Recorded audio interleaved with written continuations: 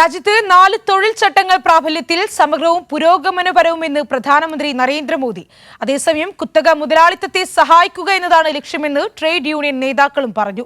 പുതിയ നിയമം തൊഴിലാളികളുടെ അധ്വാനം വർദ്ധിപ്പിക്കുകയും ചൂഷണത്തിന് വഴിയൊരുക്കുകയും ചെയ്യുമെന്ന് മുതിർന്ന ട്രേഡ് യൂണിയൻ നേതാവ് PR കൃഷ്ണൻ. നടപടിക്കെതിരെ രാജ്യവ്യാപകമായി പ്രതിഷേധവും ഉയരുകയാണ്.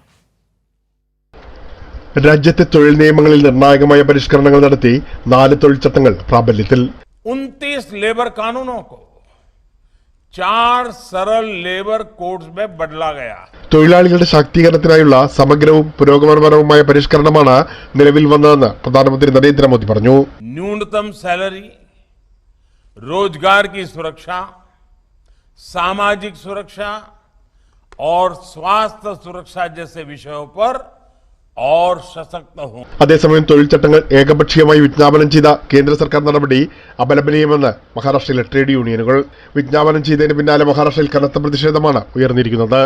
ദീർഘകാല ത്യാഗോജ്ജല സമരങ്ങളിലൂടെ നേടിയെടുത്ത തൊഴിൽ നിയമങ്ങളാണ് പ്രധാനമന്ത്രി നരേന്ദ്രമോദി നടത്തിയ വിജ്ഞാപനത്തിലൂടെ അട്ടിമറിക്കപ്പെട്ടതെന്ന് മഹാരാഷ്ട്രയിലെ മുതിർന്ന CITU നേതാവ് PR കൃഷ്ണൻ പറഞ്ഞു. രാജ്യത്തെ ട്രേഡ് യൂണിയനുകളുടെ ശക്തമായ എതിർപ്പിനെ അവഗണിച്ചുകൊണ്ടാണ് BJP സർക്കാരിന്റെ ഈ തീരുമാനം. പുതിയ നിയമം തൊഴിലാളികളുടെ അധ്വാനം വർദ്ധിപ്പിക്കുകയും ചൂഷണത്തിന് വഴിയൊരുക്കുകയും ചെയ്യുമെന്ന് PR ചൂണ്ടിക്കാട്ടി. കുത്തക മുതലാളിത്തത്തെ സഹായിക്കുക എന്നതാണ് ഈ തീരുമാനത്തിന്റെ ലക്ഷ്യമെന്നും PR കുറ്റപ്പെടുത്തി. മോദി സർക്കാരിന്റെ ഈ നടപടിക്കെതിരെ രാജ്യവ്യാപകമായി സംഘടിപ്പിക്കാൻ പോകുന്ന പ്രതിഷേധ പ്രകടനങ്ങളിൽ മഹാരാഷ്ട്രയിലെ തൊഴിലാളി പ്രസ്ഥാനങ്ങൾ മുൻനിരയിലായിരിക്കുമെന്നും മുതിർന്ന കമ്മ്യൂണിസ്റ്റ് നേതാവ് ആഹ്വാനം ചെയ്തു. പ്രേംലാൽ, കൈലി ന്യൂസ്, മുംബൈ.